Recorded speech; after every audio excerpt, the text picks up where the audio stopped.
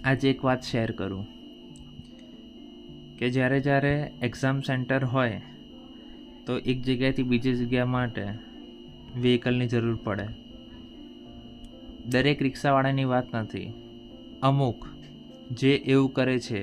બાકી કેટલા રિક્ષાવાળા પૈસા પણ નથી લેતા, છોકરાઓને ઓન ટાઈમ એક્ઝામ સેન્ટરે પહોંચાડી દે છે. છૂટા નથી હોતા તો પૈસા માટે રકઝક પણ નથી કરતા, એવા પણ છે અને એવા પણ મેં જોયા છે. પણ અમુક રિક્ષાવાળા 2-5 રૂપિયા માટે મગજમારી કરે.